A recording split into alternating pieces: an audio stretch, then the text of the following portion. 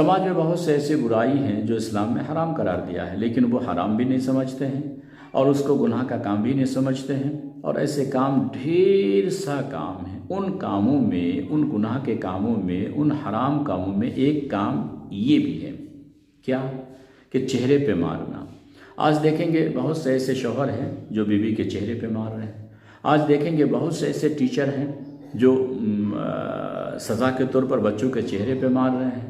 آج دیکھیں گے بہت سے ایسے باپ ہیں جو سزا دینے کی نیت سے بچوں کے چہرے پہ مار رہے ہیں۔ میرے بھائیوں، چہرے پہ مار نہیں سکتے آپ تعلیم کے لیے مار رہے ہیں، سوچ رہے ہیں کہ میں ادب سکھانے کے لیے مار رہا ہوں۔ میرے بھائیوں، غلط ہے، چہرے پہ کوئی کسی کا نہ مارے، چہرے پہ مارنا منع ہے۔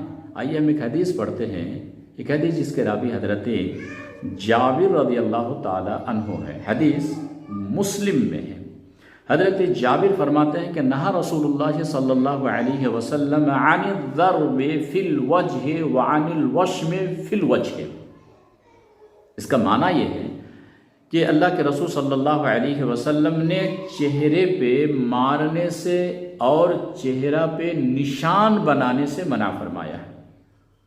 کوئی کسی کا چہرہ پہ نہ مارے، چہرے پہ مارنا منع ہے کلی طور پر، حتیٰ کہ جانور کے چہرے پہ بھی آپ نہ ماریں، بلکہ چہرہ کے علاوہ تعلیم کے لیے بچے ہیں، تعلیم کے لیے بیوی ہے، ادب کے لیے اگر پڑھنے والے بچے ہیں، ادب کے لیے مارنے کی ضرورت اگر پڑ جائے تو چہرہ پہ نہ ماریں، بلکہ ان کے بدن پہ تعلیم کے لیے مار سکتے ہیں، حتیٰ کہ جانور کے چہرے پہ بھی آپ نہ ماریں۔